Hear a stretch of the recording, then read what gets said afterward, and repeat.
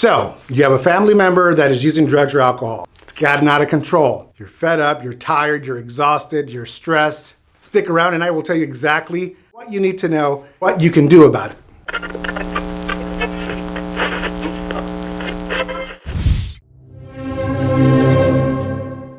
Welcome everyone, I am the If you're not familiar with this channel, please subscribe. Click on the little bell for notifications on videos just like this one. I produce videos on addiction, the recovery process, and many other uncomfortable conversations that people need to be having. Also, don't forget to smash the like button for this video. And here we go. The first thing you need to know is that your family member is not doing this with the intentions of hurting you. No one ever says, I'm going to pick up drinking because I want to hurt mom, dad, the wife, the husband, the kids. I'm going to snort a line of coke because I want to hurt my kids forever. No, drug use does not happen this way.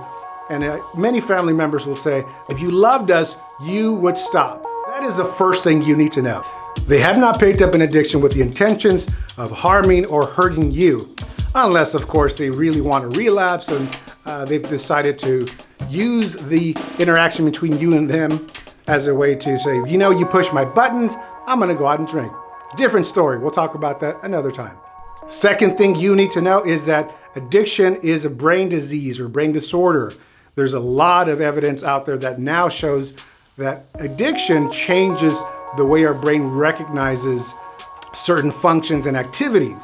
And some of those have to do with survival. It affects our emotional brain called the limbic system, the part of the brain, the executive part of our brain, our prefrontal cortex that tells us about making right decisions, right choices that help us in judgment. Over time, this changes to where it only recognizes alcohol and drugs as a need to survive, as a need to function from day to day. So it's not a question of, do I love my family members? It's more of a brain disorder that needs to be treated on a professional level sometimes. Other times, people are able to stop on their own. I have a video on how to get sober on your own if you're interested in that. The next thing you need to know is that things will change. Family members are not prepared for this change. They will behave differently, hopefully for the better. Family members have said, you are more patient now. You're not as edgy. You don't get frustrated as easily. Other people have said, our relationship improved significantly. We're all happier. The home ambiance and environment has totally transformed. That is something you can expect. However, if the family member is not prepared for this change, it might be challenging for both people to acclimate. So it's really important that you as a family member seek out the help that you need or that you're recommended to support this change, because it's something that if the addictive process affects the entire family, so also the recovery process needs to impact the family in a positive way. The next thing you need to know is that sometimes when a person gets clean and sober and the relationships do not improve, usually is an indication that the drug use and alcohol use was not the primary issue. And now it sheds light on the real problems. Some relationships don't improve when a person gets clean and sober. Some relationships really bring to the surface things that we've been avoiding for such a long time.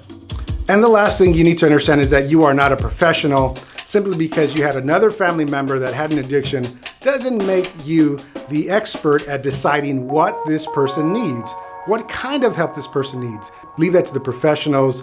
If you get a recommendation, I promise you, professionals are not into giving you a recommendation that's going to make your life more complicated or difficult. We understand that this is a tough process and we want to help genuinely. I guess I can only speak for myself and the people I work with. We want to help genuinely. Something else to consider is that the person receiving the help needs to be willing. As a family member, you might want to dictate why your loved one needs to get the help. Often I hear people say, you need to do it for yourself. You need to do it because you love us or whatever reasons. It is not up to you as a family member to judge the reasons why your family member seeks help. If they seek help because I'm afraid of losing my job, don't judge that. That's enough to get them through the door at times. And sometimes that's enough to keep them sober for an extended period. And as a professional, we can work with them at that point. You don't want to be judgmental about the reason your family member chooses to get clean and sober. Strong consideration and recommendation for you also get support for yourself, because this process is a very difficult and challenging process. That's it for now. I am the Thank you for watching the Intelligent Sobriety series, and I'll see you next time.